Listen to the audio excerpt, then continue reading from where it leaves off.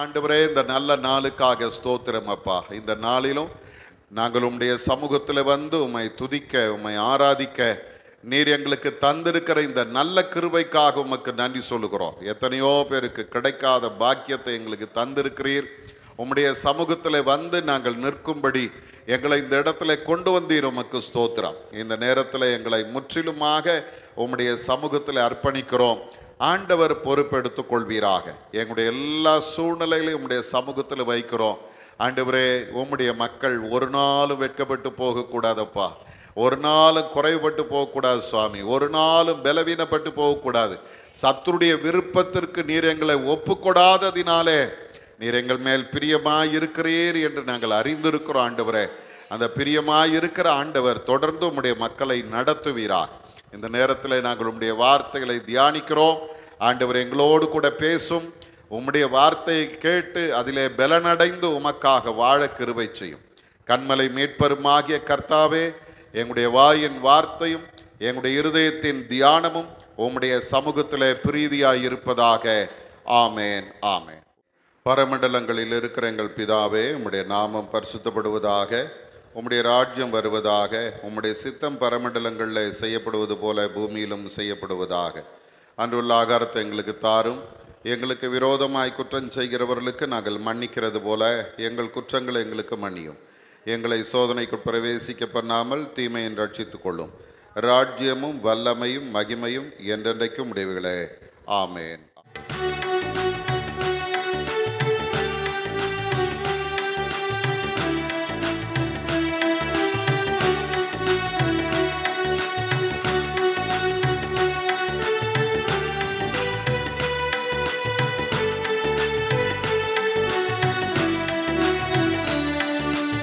அடைக்கலமே உமதடிமை நானே, ஆர்ப்பரிப்பேனே அகமகிழ்ந்தே.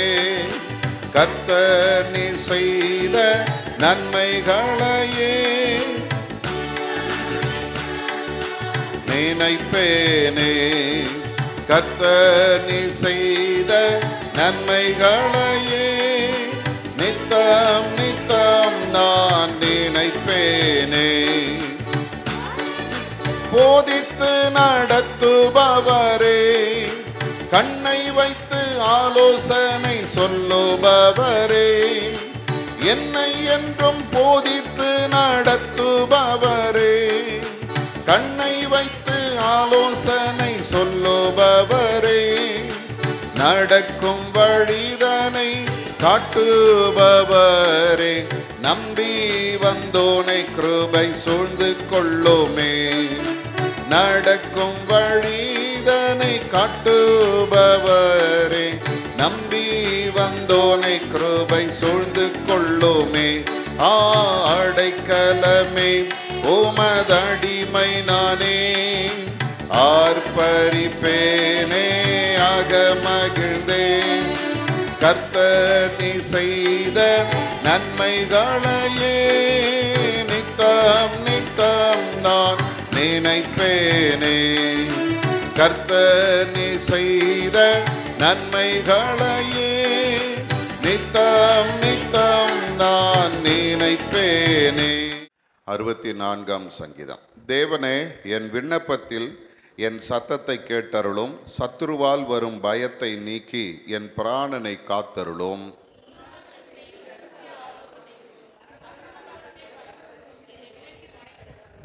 அவர்கள் தங்கள் நாவை பட்டயத்தை போல் கூர்மையாக்கி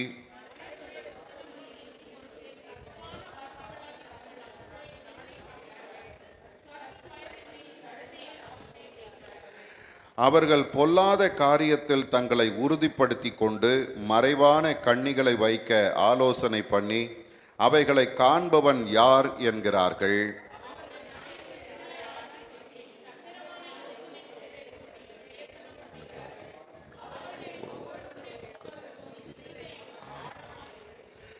ஆனாலும் தேவன் அவர்கள் மேல் அம்புகளை எய்வார், சடுதியில் அவர்கள் காயப்படுவார்கள்.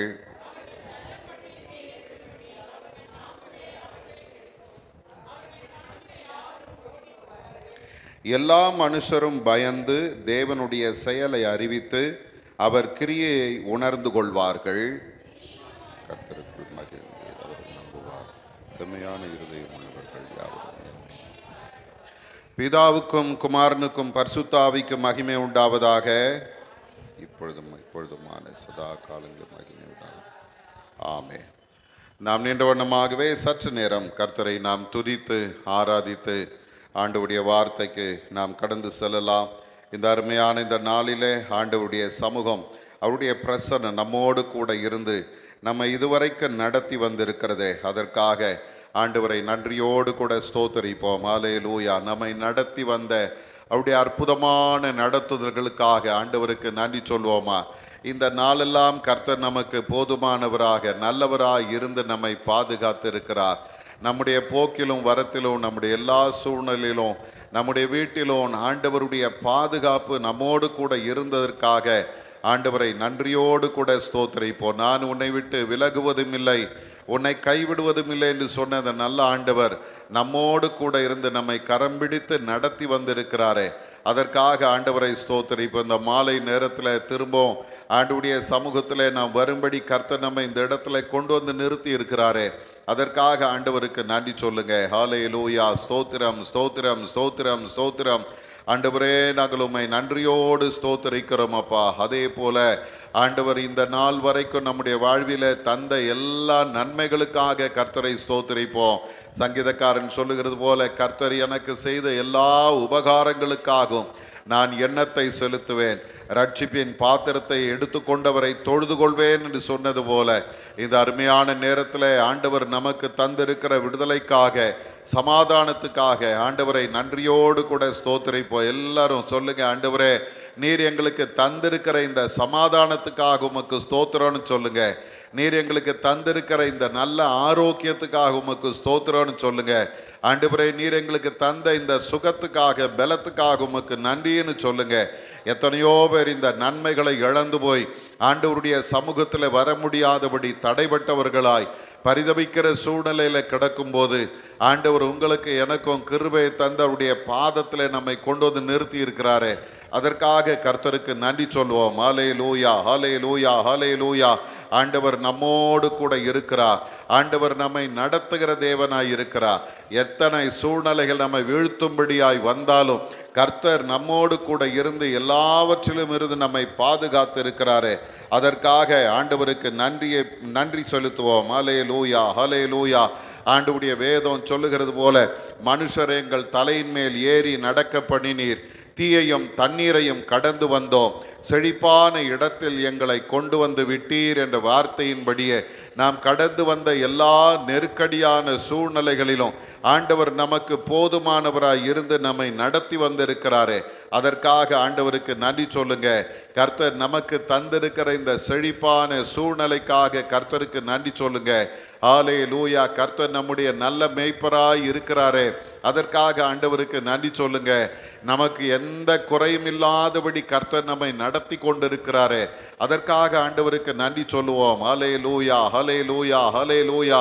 அவருடைய ஓங்கிய புயமும் பலத்த கரமும் நம்முடைய வாழ்க்கையில செய்த எல்லா அற்புதங்களுக்காக, அதிசயங்களுக்காக கர்த்தரை நன்றியோடு கூட ஸ்தோத்திரிப்போம்.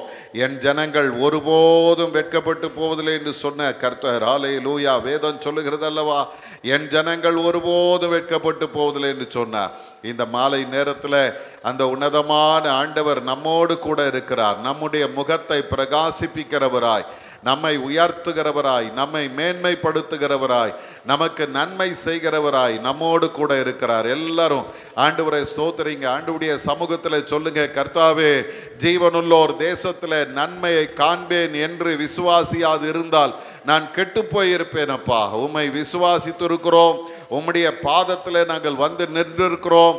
ஆண்டவர் எங்களை இம்மட்டும் பலப்படுத்தி இருக்கிறீர், உமக்கு நன்றின்னு சொல்லுங்க. ஹல்லேலூயா ஹல்லேலூயா. ஆண்டவருடைய கிருபை பெரியது, அவருடைய உண்மை தலைமுறைக்கும் உள்ளது. வேதம் சொல்லுகிறது போல, என் ஜெபத்தை தள்ளாமலும் தமது கிருபை என்னை விட்டு விலக்காமலும் இருந்த தேவனுக்கு ஸ்தோத்திரம் என்று சொல்லுகிறது போல, ஆண்டவரை பார்த்து சொல்லுங்க, ஆண்டவரே, நீர் ஒரு நாள் என்னுடைய ஜெபத்தை தள்ளல ஆண்டவரே. ஹல்லேலூயா. உம்முடைய கிருபையை விட்டு நீர் விலக்கல ஆண்டவரே. இன்னும் எங்கள் மேல் நீர் கிருபையாய் இருக்கிறீர், இன்னும் எங்கள் மேல் நீர் அன்பாய் இருக்கிறீர், இன்னும் எங்கள் மேல் நீர் தயவாய் இருக்கிறீர். உமக்கு நன்றின்னு சொல்லுங்க. ஹல்லேலூயா. ஆண்டவருடைய ஓங்கிய புயம், அவருடைய பலத்த கரம் நம்மோடு கூட இருக்கிறது. ஆண்டவர் நம்மை தம்முடைய உள்ளங்கையில ஏந்தி கொண்டிருக்கிறார். நீங்களும் நான் அவருடைய கண்களுக்கு முன்பாக இருக்கிறோம். எப்போதும் அவருடைய கண்கள் நம்மை நோக்கி கொண்டே இருக்கிறது. ஹல்லேலூயா. எவ்வளவு பெரிய பாக்கியவான்களாய் நாம் இருக்கிறோம். ஆண்டவருடைய பார்வையிலேயே இருக்கிறோம், அவருடைய பாதுகாப்பில் இருக்கிறோம். அதற்காக ஆண்டவரை நன்றியோடு கூட ஸ்தோத்தரிப்போம். இந்த உன்னதமான தேவன் தொடர்ந்து நம்மை நடத்தவும் அவர் வல்லமை உள்ளவராய் இருக்கிறார். ஆண்டவருடைய கரத்தில் நம்மை ஒரு விசை அர்ப்பணிப்போம். கர்த்தர் நல்லவர், அவர் கிருபை என்றும் உள்ளது. ஹல்லேலூயா. ஸ்தோத்திரம் அப்பா, உம்மை துதிக்கிறோம் சுவாமி. எந்தன் கண்மலையானவரே, என்னை காக்கும் தெய்வம் நீரே. எந்தன் கண்மலையானவரே, என்னை காக்கும் தெய்வம் நீரே. வல்லமை மாட்சிமை நிறைந்தவரே, மகிமைக்கு பாத்திரரே. வல்லமை மாட்சிமை நிறைந்தவரே, மகிமைக்கு பாத்திரரே.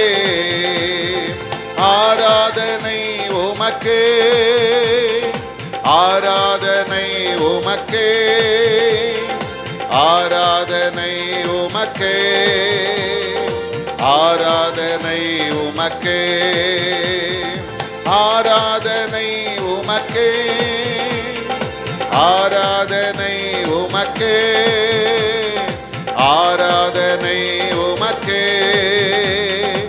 ஆராதனை உமக்கே. உந்தன் சிறகுகளின் நிழலில் என்றென்றும் மகிழச் செய்தி. சொல்லுங்க ஆண்டவரே, உம்முடைய சிறகுகளின் நிழலில என்னை மகிழச் செய்த தெய்வம் அல்லவா? தூயவரே, என் துணையாளரே, துதிக்கு பாத்திரரே, துதிக்கு பாத்திரரே. தூயவரே, என் துணையாளரே, துதிக்கு பாத்திரரே. ஆராதனை உமக்கே, ஆராதனை உமக்கே,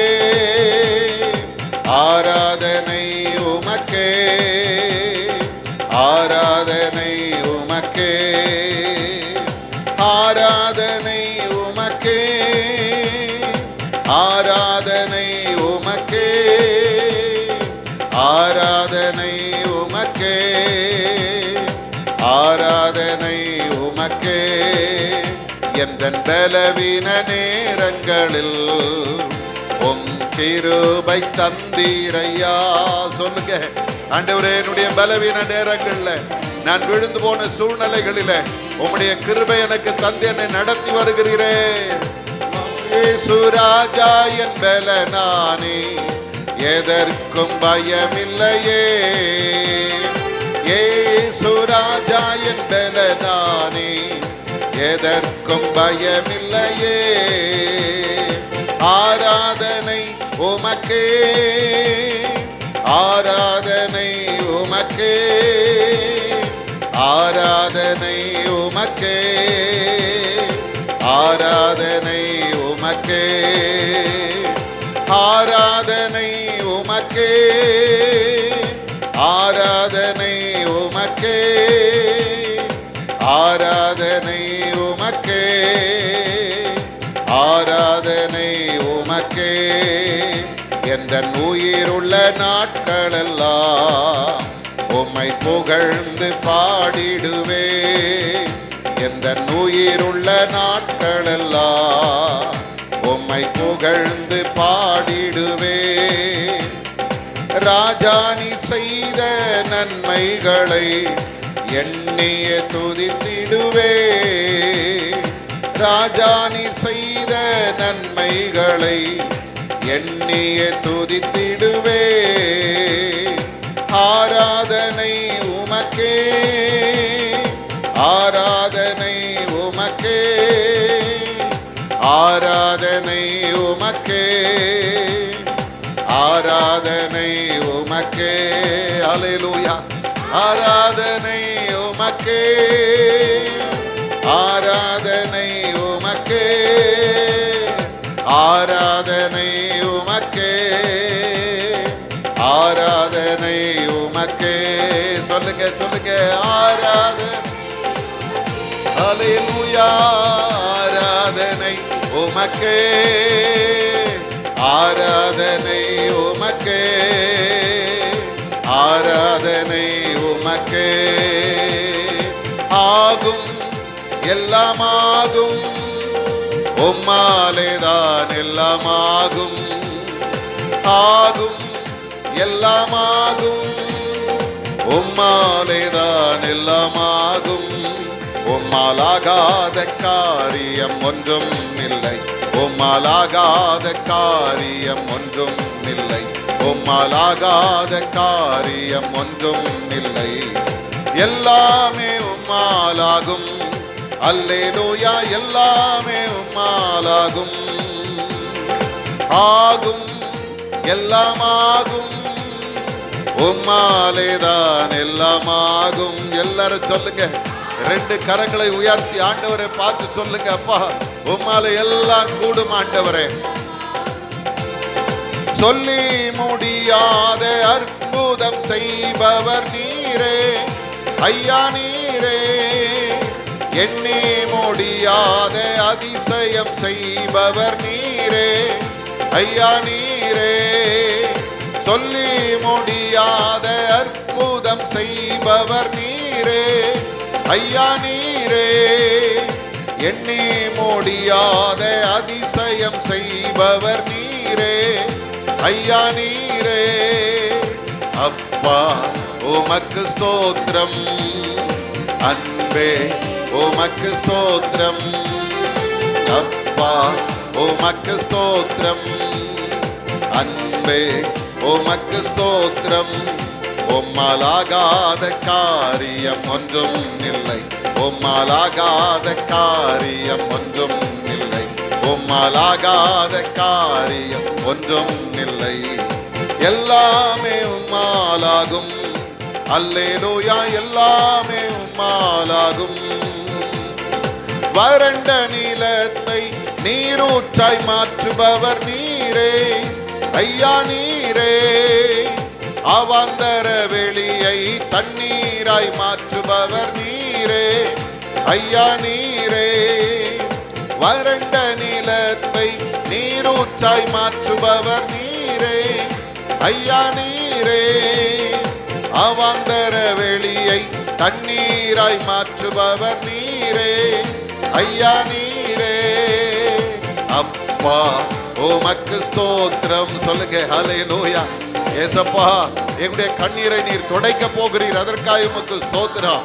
எங்களுடைய பலவீனங்களை மாற்றுகிறீர், உமக்கு ஸ்தோத்திரம். எங்களுடைய தேவைகளை சந்திக்கிறீர், உமக்கு ஸ்தோத்திரம். எங்களுக்கு முன்பாக போய் எல்லா தடைகளையும் கர்த்தர் நீர் உடைக்கிறீர், உமக்கு ஸ்தோத்திரம். எங்களை கலங்கடிக்கிற எல்லா சத்துருவின் கிரியைகளை ஆண்டவர் இந்த நேரத்தில் நிர்மூலமாக்குகிறீர், உமக்கு ஸ்தோத்திரம், ஸ்தோத்திரம், ஸ்தோத்திரம், ஸ்தோத்திரம். நன்றி அப்பா, நன்றி அப்பா, நன்றி அப்பா.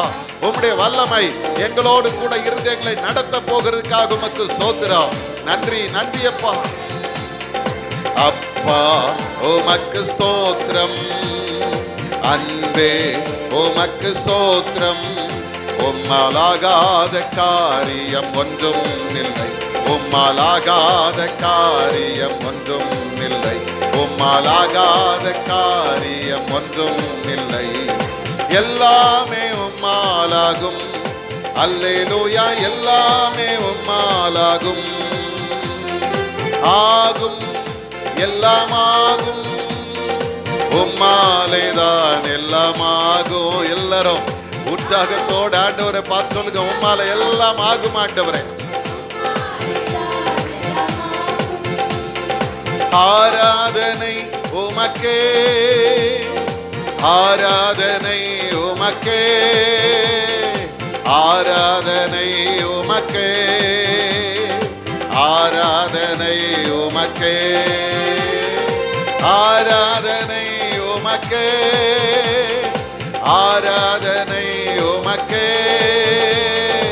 ஆராதனை உமக்கே, ஆராதனை உமக்கே.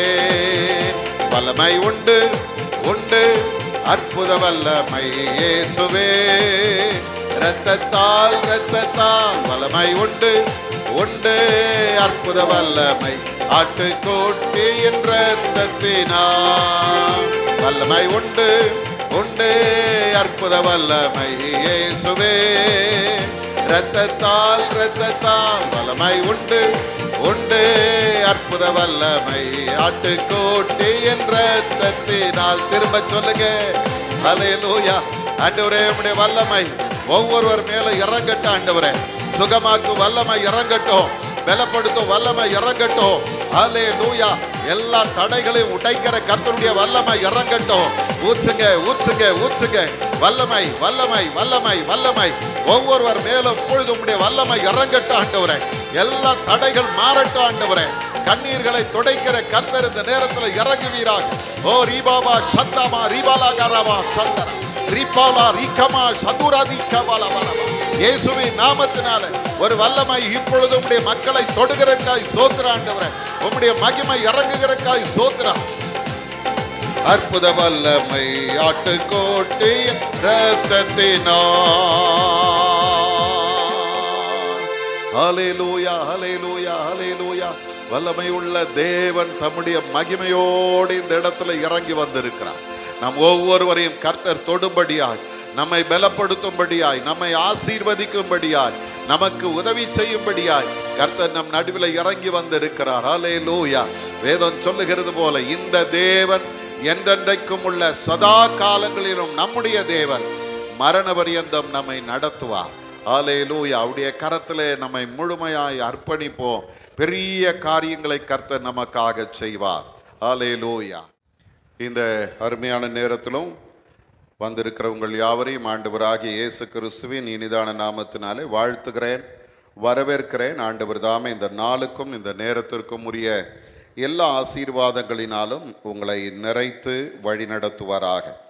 இந்த நாளிலும் நாம் சற்று நேரம் சிந்திக்கும்படியாக தெரிந்து கொண்ட வேத பகுதி எபிரேயரின் புஸ்தகம் 4ஆம் அதிகாரத்தில் 14வது வசனத்திலிருந்து 16வது வசனம் வரைக்கும் நாம் சிந்திக்க இருக்கிறோம்.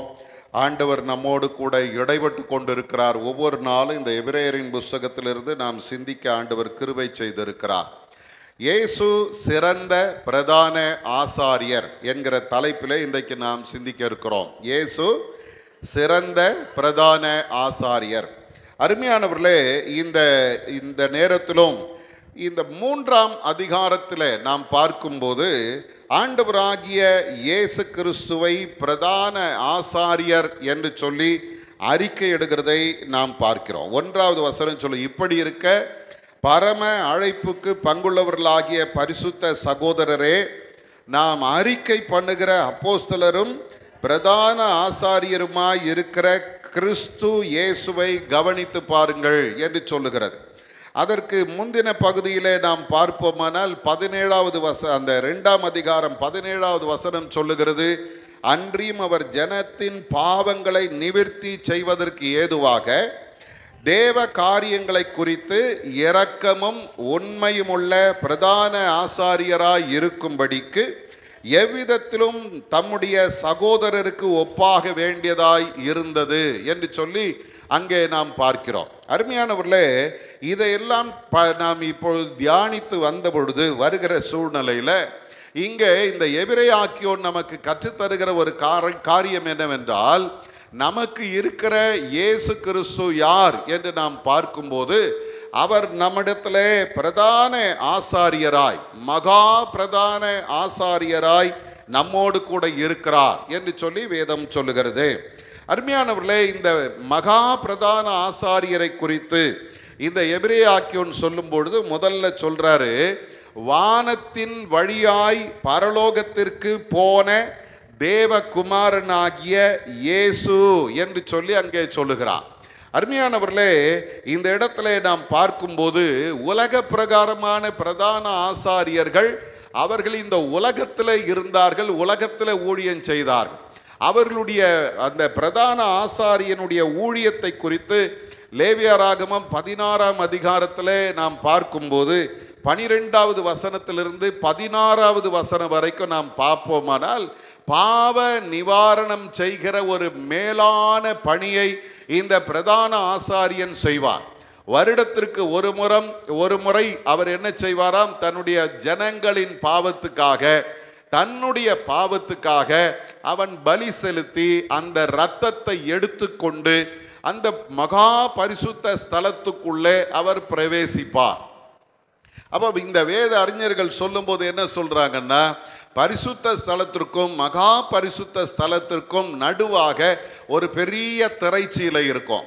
இந்த பிரதான ஆசாரியர் என்ன பண்ணுவார்? அந்த இரத்தத்தை தன்னிடத்தில் தன்னுடைய கையில் எடுத்துக்கொண்டு, தூப கலசத்தை தன் கையில் எடுத்துக்கொண்டு அந்த திரையின் வழியாக அந்த மகா பரிசுத்த ஸ்தலத்துக்குள்ளே அவர் பிரவேசிப்பார். அதை இந்த எபிரேயாக்கியோன் எப்படி சொல்றார் அப்படின்னா, இந்த உலக பிரகாரமான பிரதான ஆசாரியன் அங்கே இருக்கிற மகா பரிசுத்த ஸ்தலத்துக்குள்ளே போவதற்கு தன்னை பரிசுத்தம் பண்ணிக்கொள்ளணும். அதே போல தன் ஜனத்தின் பாவத்தை அறிக்கையிட்டு பரிசுத்தம் பண்ணுவதற்காக பலி செலுத்தப்பட்ட இரத்தத்தை எடுத்துக்கொண்டு அவன் அந்த திரைச்சீலைக்குள்ளே பிரவேசிக்கிறான். ஆனால் ஆண்டவராகி இயேசு கிறிஸ்து என்ன பண்ணாரா? தம்மை தாமே பலியாக ஒப்பு கொடுத்து தம்முடைய சொந்த இரத்தத்தினாலே பாவ மன்னிப்பாகிய மீட்பை நமக்கு ஏற்படுத்தி அவர் நமக்காக ஆண்டவருடைய சமூகத்தில் நிற்கிறார். வேதம் சொல்லுகிறது, அவர் வானங்களின் வழியாய் ஏறி போனார். அல்லேலூயா. அப்போஸ்தலர் நடவடிக்கைகளின் புத்தகத்திலே நாம் அந்த சம்பவத்தை பார்க்கிறோம். ஆண்டவராகி இயேசு கிறிஸ்து தம்முடைய சீஷர்கள் பார்த்து கொண்டிருக்க அவர் பரத்துக்கு எடுத்து கொள்ளப்பட்டார் என்று அந்த 1ஆம் அதிகாரத்திலே நாம் பார்க்கிறோம். அருமையானவர்களே, இந்த இடத்திலே நாம் பார்க்கிற இந்த மேன்மையான காட்சியை இந்த எபிரேயாக்கியோன் நமக்கு முன்பாக வைத்துவிட்டு சொல்லுகிறான், உங்களுக்கும் எனக்கும் இருக்கிற மகா பிரதான ஆசாரியர் இந்த உலகத்திலே பணி செய்கிறவர் அல்ல, உங்களுக்காக எனக்காக தேவ சமூகத்திலே நிற்கிறவர். அல்லேலூயா. அப்போஸ்தலனாகிய பவுல் சொல்லும்போது ரோமரின் புத்தகத்திலே 8ஆம் அதிகாரத்தை நீங்கள் வாசித்து பார்ப்பீர்களானால் அங்கே நமக்காக பரிந்து பேசுகிற ஒரு பிரதான ஆசாரியராக ஆண்டவரை அங்கே அவர் காண்பிக்கிறார். 8ஆம் அதிகாரம் 34வது வசனம் சொல்லுகிறது, ஆக்கினைக்குள்ளாக தீர்க்கிறவன் யார்? கிறிஸ்துவே மரித்தவர், அவரே எழுந்தும் இருக்கிறவர், அவரே தேவனுடைய வலது பார்சத்தில் இருக்கிறவர். இப்பொழுது என்ன செய்து கொண்டிருக்கிறார்? நமக்காக வேண்டுதல் செய்து கொண்டிருக்கிறார். அல்லேலூயா. அப்போ இன்னைக்கு அருமையான தேவ ஜனமே, எனக்காக தேவ சமூகத்திலே நுழைந்த அந்த மகா பிரதான ஆசாரியராகிய இயேசு கிறிஸ்து. இந்த இடத்துல நாம் பார்க்கிறோம், இந்த அடுத்த வார்த்தை சொல்லுகிறது, அவர் இயேசு என்னும் மகா பிரதான ஆசாரியர் நமக்கு இருக்கிறார் என்று சொல்லுகிறது. அருமையானவர்களே, எல்லா ஆசாரியர்களுக்கும் மேலானவர் இந்த ஆண்டவர். அதே போல இயேசுவினுடைய மரணம் இந்த உலக மனிதர்களுடைய பாவங்களை எல்லாம் நிவர்த்தி செய்கிறது என்று சொல்லி யோவானின் புத்தகம் 11ஆம் அதிகாரத்தில் அந்த வருடத்தின் ஆசாரியனாய் இருந்த காய்பா சொல்றார். வாசிங்க பார்க்கலாம். 11ஆம் அதிகாரம் 49 50வது வசனத்தை பாருங்க. அப்பொழுது அவர்களில் ஒருவனும் அந்த வருஷத்து பிரதான ஆசாரியனுமாகிய காய்பா என்பவன் அவர்களை நோக்கி, உங்களுக்கு ஒன்றும் தெரியாது, ஜனங்கள் எல்லாரும் கெட்டு போகாதபடிக்கு ஒரே மனுஷன் ஜனங்களுக்காக மரிப்பது நமக்கு நலமாயிருக்கும் என்று நீங்கள் சிந்தியாமல் இருக்கிறீர்கள் என்றார். அப்போ பாருங்க, வேதம் சொல்லுகிறது, அவன் அந்த பிரதான ஆசாரியன் என்ன பண்ணுறானா, அவன் அந்த அடுத்த வார்த்தை சொல்லுது 51வது வசனம், இதை அவன் சுயமாய் சொல்லாமல் அந்த வருஷத்து பிரதான ஆசாரியன் ஆனபடியால் இயேசு யூத ஜனங்களுக்காக மரிக்க போகிறார் என்றும், அந்த ஜனங்களுக்காக மாத்திரமல்ல சிதறி இருக்கிற தேவனுடைய பிள்ளைகளை ஒன்றாக சேர்க்கிறதற்காகவும் மரிக்க போகிறார் என்றும் தீர்க்க தரிசனமாக சொன்னான் என்று சொல்லுகிறார். அப்போ ஆண்டவராகி இயேசு கிறிஸ்து இந்த உலகத்தில் வந்து மரித்தது எதற்காக அப்படின்னா, ஒரே மனுஷன் எல்லா ஜனங்களுக்காகவும் அவன் மரிப்பது நல்லது என்று சொல்லப்படுகிறது. இன்றைக்கு அருமையான தேவ ஜனமே, அப்போ ஆண்டவர் ஏன் இந்த உலகத்தில் வந்து நமக்காக மரித்தார் என்றால், எல்லா ஜனங்களும் கெட்டு போகாமல் இருக்க வேணும், அவருடைய பாவங்கள் மன்னிக்கப்பட வேண்டும், அவர்களும் பரிசுத்தமாக்கப்பட்டவர்களாய் தேவனோடு கூட ஒப்புரவாக்கப்பட வேண்டும் என்பதற்காக பிரதான ஆசாரியராய் ஆண்டவர் இந்த இடத்துல வந்தார். இப்போ இந்த வார்த்தையை சொல்லிட்டு அடுத்து ஒரு வார்த்தை நமக்கு இந்த எபிரேய ஆக்கியோன் சொல்லித்தரார். என்ன தெரியுமா? அந்த பிரதான ஆசாரியர் நமக்கு இருக்கிறதுனால நாம் பண்ணின அறிக்கையை உறுதியாய் பற்றி கொள்ள கடவோம், பற்றி கொண்டிருக்க கடவோம் என்று சொல்லி அங்கே நமக்கு ஒரு ஆலோசனையை சொல்லுகிறதை நாம் பார்க்கிறோம். எனக்கு அருமையான தேவஜனமே, இந்த இடத்துல நாம் பார்க்கிற இந்த ஆலோசனை என்ன? நான் பண்ணின அறிக்கை. இது மிக முக்கியமானது. பிரியமானவர்களே, இந்த அறிக்கை என்கிற வார்த்தையை நீங்க பார்த்தீங்கன்னா அந்த இடத்துல அந்த அறிக்கை குறித்து ஒருத்தர் இப்படி சொல்றாரு, அது கன்ஃபெஷன். கன்ஃபெஷன் என்ற வார்த்தையை பயன்படுத்துகிறது. ஒரு காரியத்தை என் மனதில் ஏற்றுக்கொண்டு அதை நம்பி அதை நான் வாயினாலே சொல்லுவதற்கு பேர் தான் அறிக்கை. அப்போ ஆண்டவரை நான் பார்க்கிறேன், அவருடைய வல்லமையை அறிந்திருக்கிறேன், அதை என் மனதில் ஏற்றுக்கொண்டேன், அது உண்மை என்று நம்பி அந்த வார்த்தையை திரும்ப நான் அறிக்கை செய்கிறேன். அல்லேலூயா. எனக்கு அருமையான தேவஜனமே, என் மனதில் ஏற்றுக்கொண்டதை என் வாயினால் நான் சொல்லுவதற்கு பேர் தான் அறிக்கை. இந்த இடத்துல நாம் பார்க்கிற ஒரு காரியம் என்ன? அவரை நாம் பற்றி கொள்ள வேண்டும், அறிக்கையை நாம் பற்றி கொள்ள வேண்டும். கொலோசியரின் புத்தகம் 2ஆம் அதிகாரத்தில் அப்போஸ்தலனாகிய பவுல் 18-19வது வசனத்தில் அவர் சொல்லுகிற வார்த்தையை நாம் அங்கே பார்க்கிறோம். வாசிங்க. கொலோசியர் 2ஆம் அதிகாரம் 18-19வது வசனம்.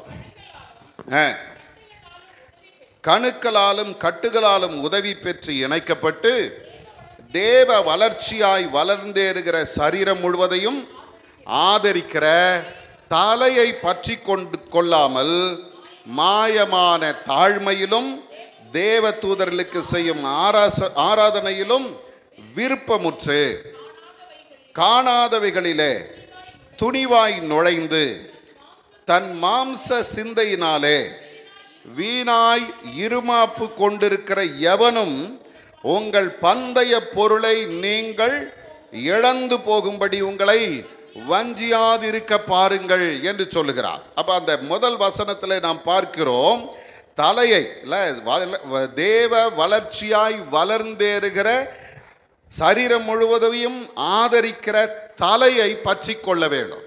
அதை விட்டுட்டு இன்னைக்கு மனுஷன் எதை பற்றி கொண்டிருக்கிறானா? மாயமான தாழ்மையையும் தேவ தூதர்களுக்கு செய்யும் ஆராதனையிலும் விருப்பமுற்று காணாதவைகளிலே துணிவாய் நுழைந்து தன் மாம்ச சிந்தையினாலே வீணாய் இருமாப்பு கொண்டிருக்கிறவர்கள். அப்ப இன்னைக்கு அருமையானவர்களே, நான் பற்றி கொள்ள வேணும். யாரை பற்றி கொள்ள வேணும்? தலையாகிய கிறிஸ்துவை பற்றி கொள்ள வேணும். அதை விட்டுட்டு இன்னைக்கு ஆண்டவரை பற்றி கொள்வதை விட்டுட்டு உலக பிரகாரமாக எல்லாரும் பார்க்கிறபடி நான் என்ன பண்றேன்?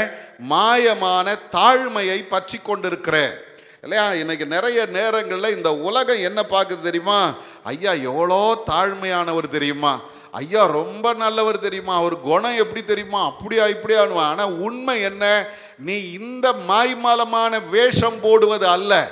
எதை பற்றி கொள்ள வேணும்? தலையாகிய கிறிஸ்துவை பற்றி கொள்ள வேணும். அப்போ அவரை நான் அறிக்கை செய்யும் பொழுது அவரை நான் பற்றி கொண்டு வாழ வேணும். வெளிப்படுத்தின விசேஷம் 2ஆம் அதிகாரத்தில் நாம் பார்க்கும்போது ஆண்டவராகிய தேவன் அந்த 13வது வசனத்தில் யோவானுக்கு சொல்லித் தருகிற ஒரு காரியத்தை நாம் அங்கே பார்க்கிறோம். வாசிங்க. 2:13. உன் கிரியைகளையும் சாத்தானுடைய சிங்காசனம் இருக்கிற இடத்தில் நீ குடியிருக்கிறதையும் நீ என் நாமத்தை பற்றி கொண்டிருக்கிறதையும் சாத்தான் குடிகொண்டிருக்கிற இடத்திலே உங்களுக்குள்ளே எனக்கு உண்மையுள்ள சாட்சியான அந்திப்பா என்பவன் கொல்லப்பட்ட நாட்களிலும் என்னை பற்றும் விசுவாசத்தை நீ மறுதலியாமல் இருந்ததையும் நான் அறிந்திருக்கிறேன். பெர்கமோ திருச்சபைக்கு ஆண்டவர் சொல்றார். என்ன சொல்றாரு? நீ எங்க இருக்கிற தெரியுமா? சாத்தான் உன் கிரியைகளையும் சாத்தானுடைய சிங்காசனம் இருக்கிற இடத்துல நீ இருக்கிறதையும் நான் அறிந்திருக்கிறேன். நல்லா கவனிங்க. இவங்க எங்கேயோ தூரமா இல்லை. எங்க இருக்கிறாங்க தெரியுமா? சாத்தானுடைய சிங்காசனம் இருக்கிற இடத்திலே உட்கார்ந்து இருக்கிறாங்க. அப்போ அங்கே எவ்வளவு போராட்டங்கள் இருந்திருக்கும், எவ்வளவு பிரச்சனைகள் இருந்திருக்கும் இல்லையா? எனக்கு அருமையான தேவஜனமே, இந்த இந்த இந்த இடத்துல நாம் பார்க்கிறோம், ஆண்டவர் சொல்றாரு, அப்படி நீ குடியிருக்கும் போதும் நீ என்ன பண்ணல, என் நாமத்தை பற்றி கொண்டிருக்கிறாய், பற்றி கொண்டிருக்கிறாய். சாத்தான் குடிகொண்டிருக்கிற இடத்துல உங்களுக்குள்ளே எனக்கு உண்மையுள்ள சாட்சியான அந்திப்பா என்ன பண்ணானா, கொலை செய்யப்பட்டான். பாருங்க, அவங்களுக்கு முன்னால ஒரு போராட்டம் நடக்குது. ஒரு தேவ மனிதன் கொலை செய்யப்படுகிறான், அவனுடைய விசுவாசத்துக்காக கொலை செய்யப்படுகிறான். ஆனா இந்த ஜனங்க என்ன பண்ணலையா? வேதம் சொல்லுகிறது, என்னை பற்றும் விசுவாசத்தை நீ மறுதலியாமல் இருந்ததை நான் அறிந்திருக்கிறேன். அல்லேலூயா. எனக்கு அருமையான தேவ ஜனமே, ஆண்டவர் இந்த இடத்துல இந்த பெர்கமு திருச்சபையை பார்த்து சொல்றாரு, உனக்கு போராட்டம் இருந்துச்சு, உன் கண்ணுக்கு முன்னால தேவ மனிதன் ஒருத்தனை கொலை செய்தாங்க, நீ சாத்தானுடைய சிங்காசனம் இருக்கிற இடத்துல இருக்கிறாய், அப்படிப்பட்ட சூழ்நிலையிலும் நீ என்னை மறுதலிக்கல. அல்லேலூயா. எனக்கு அருமையான தேவ ஜனமே, பல நேரங்களில் நாம் இந்த இந்த இந்த நாட்களில் நம்ம பார்த்தோம்னா எப்படிப்பட்ட ஒரு வாழ்க்கை மனுஷன் வாழ்ந்துட்டு இருக்கான்னு தெரியுமா? உலக பிரகாரமான ஒரு வேலைக்காக கர்த்தரை மறுதலிக்கிறவர்கள், ஒரு கல்யாணத்துக்காக கர்த்தரை மறுதலிக்கிறவன் இல்லையா? ஒரு கல்யாணம், நான் பொண்ணு இந்து பொண்ணுங்க, ஆகவே என்ன பண்ணலாம், அங்கே இந்த கிறிஸ்தவ கல்யாணமாக வேணாம், அந்த கல்யாணமே வேணாம், ரெஜிஸ்டர் ஆஃபீஸில் கல்யாணம் பண்ணிக்கோ. இவன் என்ன நினைக்கிறான்னா, நம்ம என்னமோ நியூட்ரலாக போகிறோம்னு நினச்சிக்கிறான். ஆனால் உண்மை என்ன தெரியுமா? நீ கர்த்தரை மறுதலிக்கிறாய். வேலைக்காக ஆண்டவரை மறுதலிச்சவங்க உண்டு, ஆதாயத்துக்காக ஆண்டவரை மறுதலிச்சவங்க உண்டு. ஆனால் இந்த பெர்கமு சபை எப்படிப்பட்டது? சாத்தானுடைய சிங்காசனம் இருக்கிற இடத்துல இருந்தாலும், தேவ மனிதன் அவர்களுக்கு முன்பாக கொலை செய்யப்பட்டாலும், தங்களை கிறிஸ்துவை குறித்து அவர்கள் கொண்டிருந்த அந்த விசுவாசத்தை அவர்கள் மறுதலிக்காமல் இருந்தார்கள். அப்ப வேதம் நம்மை பார்த்து சொல்லுகிறது, நீ அறிக்கை பண்ணி இருக்கிறாய். எப்படி அறிக்கை பண்ணினோம்? 3ஆம் அதிகாரம் 1வது வசனத்தில் நாம் பார்த்தது போல, அவர் எப்படிப்பட்ட பிரதான ஆசாரியர்? அந்த இடத்துல சொல்லுகிறது, பரிசுத்த சகோதரரே, நாம் அறிக்கை பண்ணுகிற அப்போஸ்தலரும் பிரதான ஆசாரியருமாயிருக்கிற இயேசு கிறிஸ்து என்று சொல்லுகிறது. அவரை குறித்து 2ஆம் அதிகாரத்தில் சொல்லுகிறது, உண்மையும் இரக்கமுள்ள ஒரு பிரதான ஆசாரியர் என்று சொல்லுகிறது. ஆகவே அந்த அறிக்கையை நாம் உறுதியாய் பற்றி கொண்டு வாழ. இப்ப பாருங்க, அந்த பிரதான ஆசாரியரை நாம் பற்றி கொண்டு இருக்கும்போது அடுத்தது 15வது வசனத்தில் சொல்லுகிறது, அந்த பிரதான ஆசாரியரை நான் ஏன் பற்றி கொள்ள வேண்டும் தெரியுமா? அங்கே அவர் சொல்றாரு, நம்முடைய பலவீனங்களை குறித்து பரிதபிக்க கூடாத பிரதான ஆசாரியர் நமக்கு இராமல் என்று சொல்லுகிறார். அப்ப எனக்கு இருக்கிற இந்த பிரதான ஆசாரியராகிய இயேசு கிறிஸ்து யார்? என்னுடைய பலவீனங்களை குறித்து பரிதபிக்கிறவர். ஒரு அல்லேலூயா சொல்லுங்க. பலவீனம் அப்படின்னா என்ன அப்படின்னு பார்த்தீங்கன்னா, ஏதோ ஒன்றை என்னால் செய்ய முடியலை, அதற்கான பலன் எனக்கு இல்லை, ஏதோ ஒன்றை நான் நிறைவேற்ற முடியலை, எனக்கென்று ஒரு டாஸ்க் வைக்கிறாங்க, அந்த டாஸ்க் என்னால் செய்ய முடியலை, அதுக்கு பேர் என்ன தெரியுமா? பலவீனம். என்னால் முடியலை. அப்போ இந்த இடத்துல நாம் பார்க்கிறோம், இந்த பலவீனத்தை குறித்து நமக்காக பரிதபிக்கிற ஒரு பிரதான ஆசாரியர். பரிதபித்தல் என்று நாம் பார்க்கும்போது அவர் என்ன செய்கிறாரா? என்னுடைய நிலையில் நின்று என்னை பார்க்கிறார். பரிதபித்தல்னா என்னது?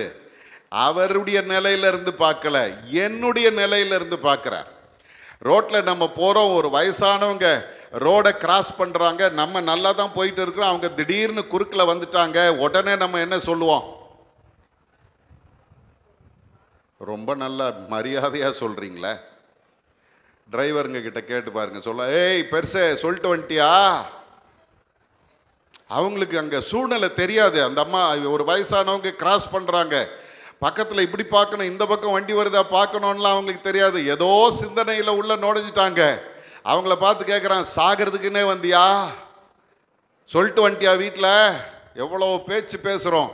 ஒருவேளை அந்த இடத்துல நான் இருந்தால் என்னுடைய நிலைமை என்னவா இருக்கும்னு ஒருத்தர் யோசிக்கிறாரு பாருங்க. அவர் சொல்கிறேம்மா, கொஞ்சம் பார்த்து போமா, வண்டி வருது, இப்படி பார்க்காம குறுக்கில் நுழையிறிய, ஏதாவது ஒன்று ஆச்சுன்னா யார் பார்க்கறது? பார்த்து போங்க அப்படின்னு ஒருத்தர் சொல்றாரு. ஏன் அப்படின்னா அவர் அதை யோசிக்கிறாரு.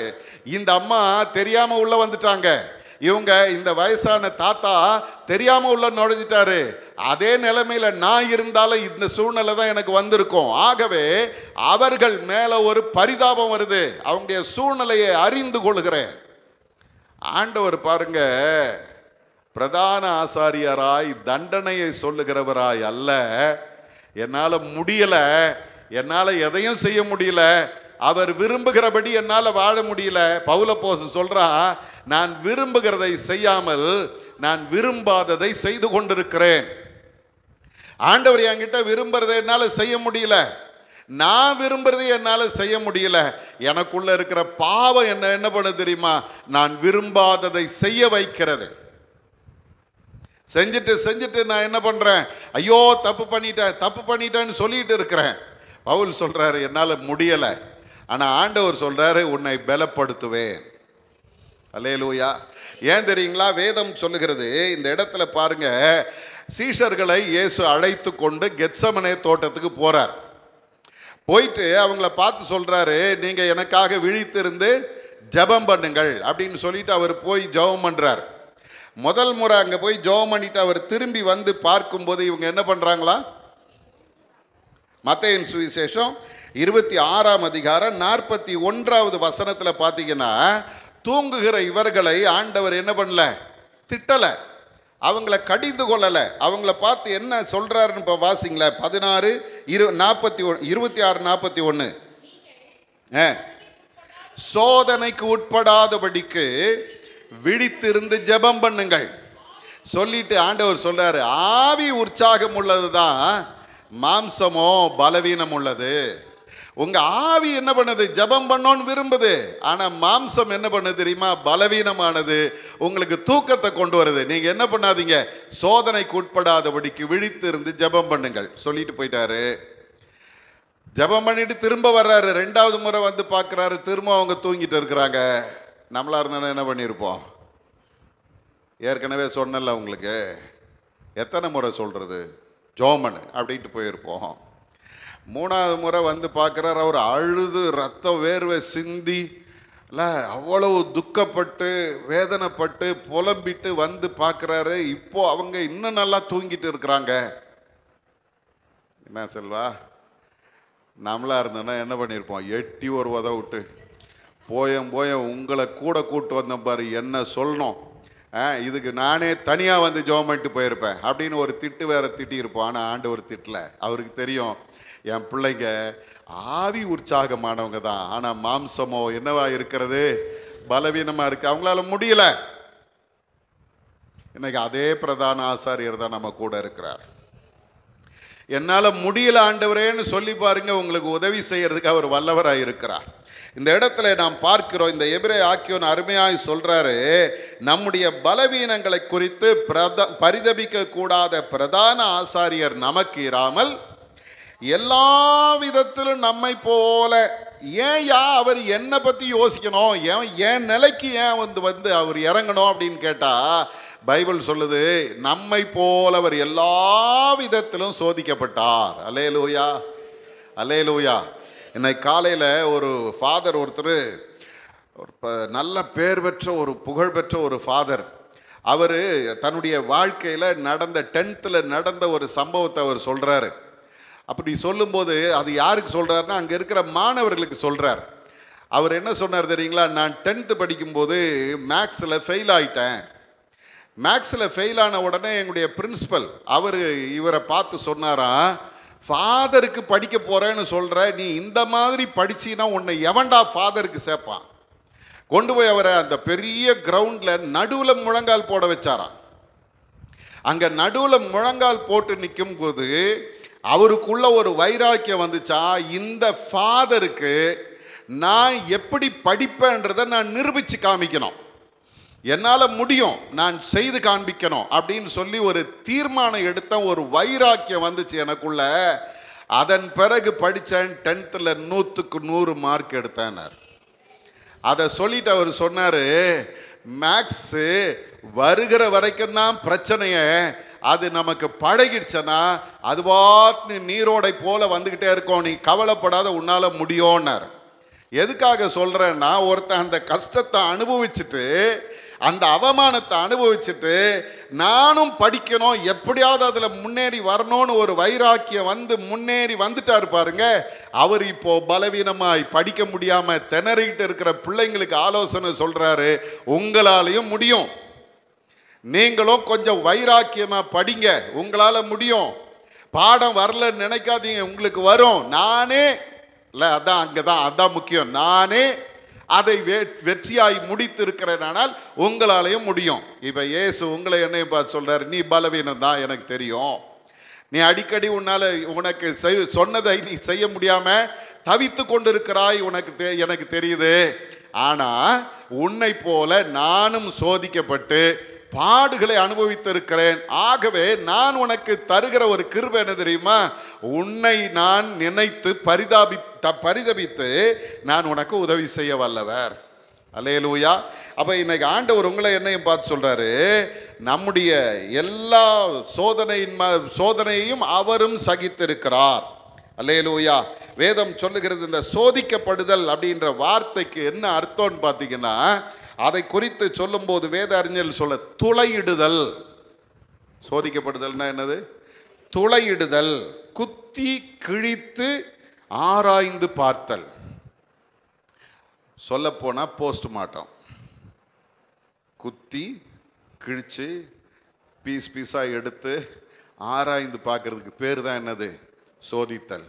ஆண்டவராகிய இயேசு கிறிஸ்து எல்லா நிலையிலும் சோதிக்கப்பட்டார்.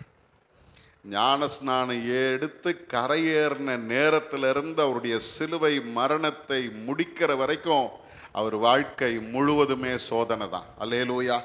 அருமையானவர்களே, இந்த சோதனை ஏன்? அதுக்கு ஒரு 6 காரணம் சொல்றாங்க. அதை அப்படியே குறிச்சு வச்சுங்க. 6 காரணம். முதல் காரணம் என்ன தெரியுமா? நன்மையை பெற்றுக்கொள்வதற்காக சோதனை வருகிறது. எதுக்காக சோதனை?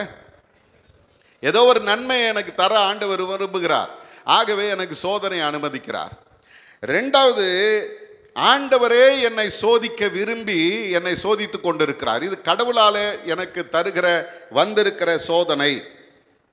3வது, நல்லது அல்லது பொதுவான ஒரு முக்கியத்துவம் வாய்ந்த ஒரு சோதனை. பொதுவான ஒரு முக்கியத்துவம் வாய்ந்த சோதனை, எல்லாருக்கும் வர்ற மாதிரி நமக்கு ஒரு சோதனை வந்திருக்கிறது. 4வது, என்னுடைய குணத்தை மாற்றும்படியாக எனக்கு ஒரு சோதனை ஆண்டவர் வைக்கிறார். நான் என்ன பண்றேன்? முரட்டாட்டமா ஓடிட்டு இருக்கிறேன். அங்க ஒரு அடி கொடுக்கிறார். அடி கொடுத்த உடனே இப்ப என்ன பண்றேன்? ஓடிக்கிட்டு இருந்த வேறு வழியில ஓடிக்கிட்டு இருந்தேன்னா இப்போ திருந்தி வர்றேன். மாற்றப்படும் குணாதிசயங்களை மாற்றுவதற்காக சில நேரங்கள்ல சோதனை. இன்னொரு சோதனை 5வதாக சொல்லுகிறது, என்னை கர்த்தரை விட்டு தவறி போக செய்கிற, தவறு செய்ய வைக்கிற சோதனை. 6வது, கடவுளுக்கு விரோதமாக செயல்படுவதற்கு என்னை தூண்டுகிற சோதனை. இதெல்லாம் சோதனையில் அடங்கும். என்ன சோதனை?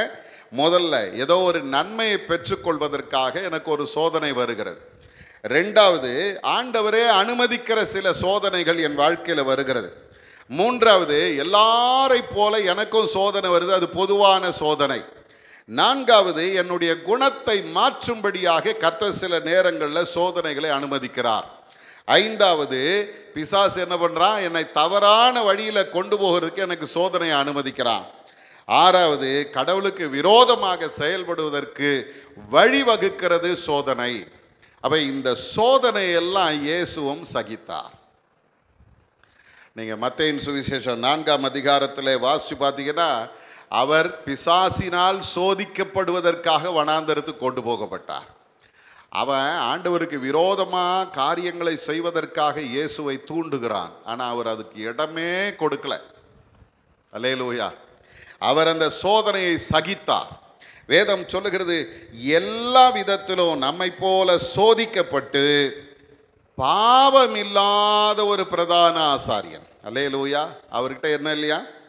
பாவமே இல்லை. நீங்களும் நானும் நம்பி ஓடலாம். ஆண்டவரே, என் பாவங்களை உம்முடைய சமூகத்தில் அறிக்கை எடுக்கிறேன், உலக பிரகாரமான பிரதான ஆசாரியன் தன் பாவத்தை முதல்ல அறிக்கையிட்டு பரிசுத்தப்படுத்திக்கிட்டு அதன் பிறகு உலக மனிதனுடைய பாவத்துக்காக அவன் தேவ சமூகத்தில் நிற்பான். ஆனால் இந்த பிரதான ஆசாரியருக்கு அப்படி ஒரு பிரச்சனை இல்லை. காரணம், அவர் பாவமில்லாத பரிசுத்தராய் இருக்கிறதுனால என் பாவத்தை அவர் பரிகரிக்கிறவராய் இருக்கிறார். அல்லேலூயா, அல்லேலூயா.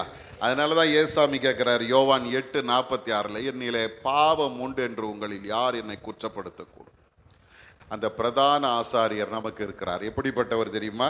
இயேசு சிறந்த பிரதான ஆசாரியர். இந்த உலகத்தின் பிரதான ஆசாரியரை விட மேன்மையானவர் எனக்கு இருக்கிறார். ஆகவே அவரை பற்றி நான் பண்ணின அறிக்கையை உறுதியாய் பற்றி கொண்டு அவருக்காக வாழும் பொழுது நிச்சயமாகவே கர்த்தர் நம்முடைய வாழ்க்கையில் நம்மோடு இருந்து நம்முடைய பாவங்களை எல்லாம் மன்னித்து நம்மை நடத்த அவர் வல்லவர். கண்களை மூடி ஆண்டவருடைய சமூகத்தில் நம்மை அர்ப்பணிப்போமா? அவர் நம்மோடு கூட இருக்கிறார்.